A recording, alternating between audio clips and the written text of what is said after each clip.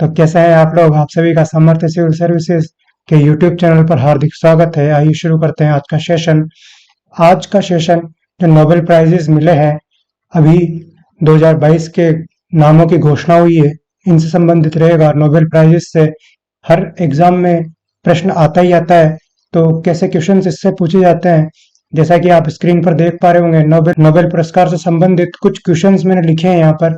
ये क्वेश्चंस ही आते हैं जैसे कि नोबेल पुरस्कार 2022 के किन्हें दिए गए और नोबेल पुरस्कार की स्थापना कब हुई थी, वही नोबेल पुरस्कार कितने क्षेत्रों में दिया जाता है, नोबेल पुरस्कार प्राप्त करने वाले जो भारतीय हैं, अब तक कुल जो 9 भारतीय हैं उन्हें नोबेल पुरस्कार दिया गया है। तो यहीं से क्वेश्चंस आता है। उन 9 में से एक का नाम दे देंगे, उनका जो क्षेत्र है कि किस क्षेत्र में उन्हें अवार्ड दिया गया, नोबेल पुरस्कार दिया गया, वो पूछ लेते हैं। तो एक पृष्ठभूमि जो है नोबेल प्राइज की, वो वहां से अपन पढ़ना स्टार्ट करते हैं इसे। तो शुरू करते हैं नोबेल पुरस्कार से संबंधित जानकारी से। तो स्वीडन के प्रसिद्ध जो रसायनविद और इंजीनियर अल्फ्रेड नोबेल थे, उनकी याद में ये पुरस्कार दिया जाता है। 1901 से प्रत्येक वर्ष 10 दिसंबर को दिया जाता है। नोबेल फाउंडेशन इसे देता है। वही नोबेल जो पुरस्कार ये 6 अलग अलग क्षेत्रों में वर्तमान में दिया जाता है। नोबेल फाउंडेशन की स्थापना 29 जून 1900 को होती है।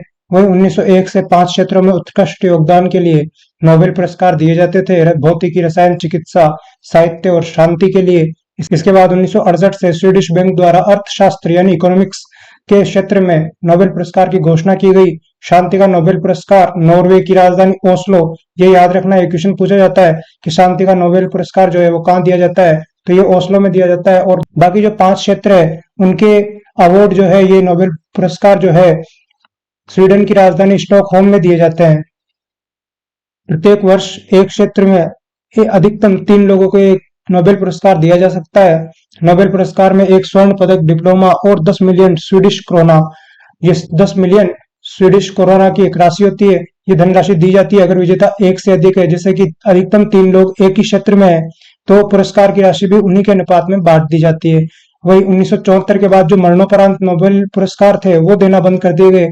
लेकिन अगर पुरस्कार की घोषणा, जैसे कि घोषणा अक्टूबर में हो जाती है और दिसंबर में यह अवार्ड मिलता है, तो 10 दिसंबर से पहले ही किसी का निधन हो गया हो और जो घोषणा है वो उसके नाम की पहले की जा चुकी हो, तो उन्हें पुरस्कार दिया जाएगा। वहीं नोबेल पुरस्कार केवल द्वितीय विश्व युद्ध में 1940 से 1942 के दौरान नहीं दिया गया। तो इसके बाद अपन देखते हैं कि नोबेल प्राइजेस जो 2022 के विनर्स कौन कौन रहे हैं। तो पहला अपन देखते हैं शांति के लिए नोबेल पुरस्कार विजेता, ये 3 लोगों को मिले हैं, यानी कि 3, एक इसमें व्यक्तिगत है और 2 संस्थाएं हैं। ये एलएस बियालात्सी की जो है वो बेलारूस के हैं। बेलारूस में लोकतंत्र नहीं है और ये उनका लगातार विरोध करते रहे, इसलिए इन्हें शांति का नोबेल पुरस्कार मिला है। वहीं शांति के नोबेल पुरस्कार में दूसरे जो संस्था है वो मेमोरियल है। ये मेमोरियल एक संगठन है जिसकी स्थापना 1987 में सोवियत संघ के दौरान हुई थी। इसका उद्देश्य सामाजिक दमन के पीड़ितों की यादें रखना है। इसके बाद में शांति का जो नोबेल पुरस्कार, इसमें दूसरी जो संस्था है, 2 संस्थाएं हैं और एक व्यक्तिगत है। तो दूसरी जो संस्था है वो सेंटर फॉर सिविल लिबर्टीज के नाम से है। ये सेंटर फॉर सिविल लिबर्टीज संगठन की स्थापना 2007 में यूक्रेन में होती है। रूस के आक्रमण के बाद में यूक्रेन के नागरिकों के लिए इस संगठन ने काम किया और इसलिए इसे शांति का नोबेल पुरस्कार भी मिला। इसके बाद देखते हैं साहित्य का नोबेल पुरस्कार।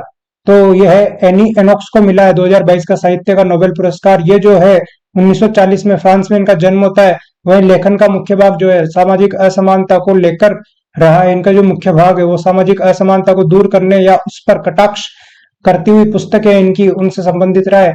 तो एनी एनोक्स को साहित्य का नोबेल पुरस्कार 2022 का दिया गया है। फिर बढ़ते हैं 2022 के रसायन के नोबेल पुरस्कार पर।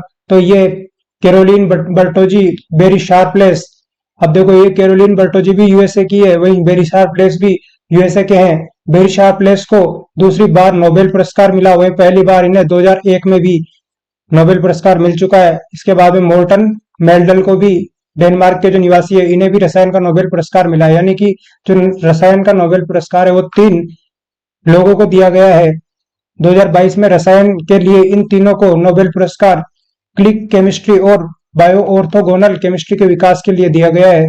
इसके बाद में चिकित्सा का नोबेल पुरस्कार देख लेते हैं। तो स्वीडन के स्वांते पेबो जो है, इनको चिकित्सा का नोबेल पुरस्कार 2022 का मिला है। विलुप्त होमिनिन और मानव विकास के जीनोम से संबंधित खोज की थी, इसलिए इन्हें चिकित्सा का नोबेल पुरस्कार मिला है। इसके बाद में भौतिकी का नोबेल पुरस्कार देख लेते हैं। ये भी 3 लोगों को दिया गया, जिसमें Aspect, Alan Aspect, John Clauser और एंटोन जिलिंगर है। ये फ्रांस के हैं एस्पेक्ट, वहीं क्लोजर जो है वो अमेरिका के हैं और एंटोन जिलिंगर ऑस्ट्रिया के हैं।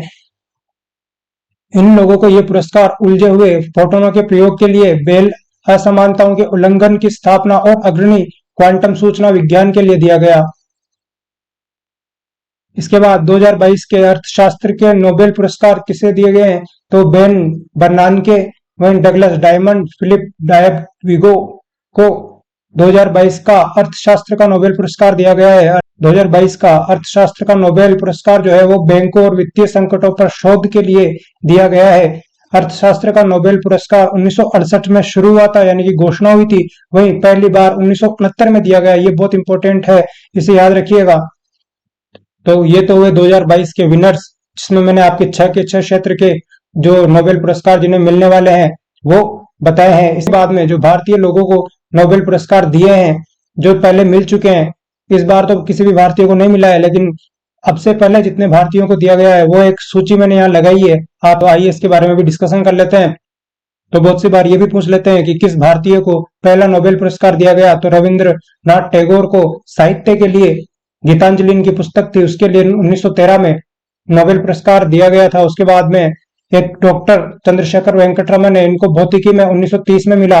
वही हरगोविंद खुराना जो है, इनको चिकित्सा में मिला। मदर टेरेसा को शांति में मिला। ये शांति वाले जरूर याद रखना भाई, शांति वाले पूछ ही लेते हैं। उसके बाद में सुब्रमण्यम जो चंद्रशेखर है, इन्हें फिजिक्स का यानी भौतिकी का मिला। अमर्त्य सेन को अर्थशास्त्र का मिला, ये भी बहुत सी बार पूछते हैं। और वेंकटरमन रामकृष्णन जिनको रसायन विज्ञान का मिला। इसके बाद कैलाश सत्यार्थी शांति का, देखो दो लोगों को शांति का मिला है, एक मदर टेरेसा, उसके बाद में कैलाश सत्यार्थी। इसके बाद में अभिजीत बनर्जी जो है, इनको अर्थशास्त्र का मिला है। अर्थशास्त्र का भी 2 लोगों को मिला है, एक मिला है आपके अमर्त्य सेन को और दूसरा अभिजीत बनर्जी को मिला है। तो ये एक मोटी मोटी बात थी नोबेल पुरस्कारों को लेकर के। तो कैसी लगी आपको क्लास, जरूर बताइएगा। Thank you.